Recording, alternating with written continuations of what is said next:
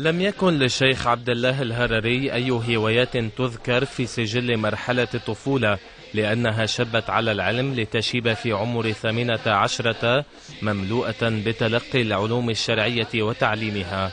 صغر بدن الشيخ انطوى فيه حفظ القرآن الكريم منذ نعومة الأظافر، أما حداثة سنه فقد حوت إجازة في الفتوى ورواية الحديث وهو ما دون 18، ما جعل حاكم الحبشة آنذاك هيلا سيلاسي يستخدم نفوذ سلطته لمضايقته وإجباره على الهجرة من بلاده، خوفا من الحب الكبير الذي حظي به من أقرانه وأهل بلده وهو في 7 من عمره.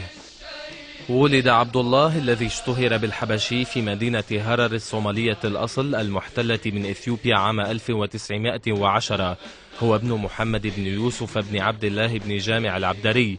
نشأ في بيت متواضع محبا للعلم ولأهله، وكان حنونا عطوفا وبرا بوالديه، وإلى جانب اهتماماته بحفظ كتب أهل السنة الستة فقد نذر حياته في خدمة أمه ورعايتها.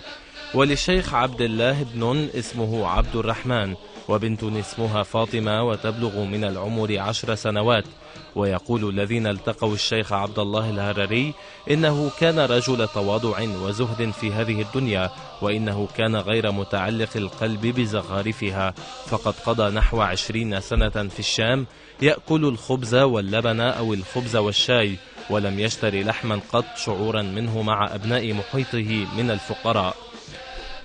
ترك بلاده متوجها إلى بلاد الحجاز، وفي مكة المكرمة تعرف إلى عدد من علمائها ومشايخها، ثم توجه إلى المدينة المنورة واتصل بعلمائها وتلقى منهم العلوم والمعارف.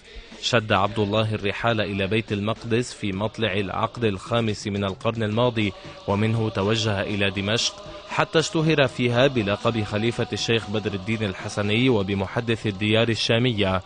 انتقل في مطلع الخمسينيات إلى لبنان، فاستضافه الشيخ مختار العليلي أمين الفتوى الأسبق، وهيأ له الإقامة على كفالة دار الفتوى في بيروت، متنقلا بين مساجدها ومقيما للحلقات العلمية. أعاد في بيروت إحياء جمعية المشاريع الخيرية الإسلامية التي كانت تمر بفترة ركود طويلة بعدما قامت في الماضي ببعض الأعمال الخيرية، وظل الهرري المرشد الروحي العام للجمعية.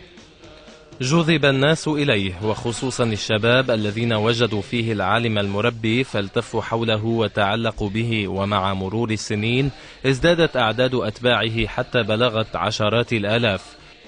أتباعه المعروفون بالأحباش أكملوا مشروعه، وهو التصدي للمد الشيوعي ومحاربة من ينعتونهم بالفرق الضالة، وقد شكلوا الخصم التقليدي للمجموعات السلفية وخصوصا تنظيم الجماعة الإسلامية. ومن أجل ذلك كان الشيخ الهرري يحذر بشدة من الفكر الوهابي وفكر حزب الإخوان وحزب التحرير، التي كان يرى أنها تحمل فكرا متطرفا وتكفيريا شموليا للأمة. وأبرز تلك التحذيرات دونت في كتاب المقالات السنية في كشف ضلالات ابن تيمية، وهو إمام الوهابيين. إلا أن الأحباش يؤكدون أنهم فئة من المسلمين على مذهب أهل السنة والجماعة، وفي الفقه هم على المذهب الشافعي، وفي العقيدة على مسلك الإمام أبي الحسن الأشعري إمام أهل السنة.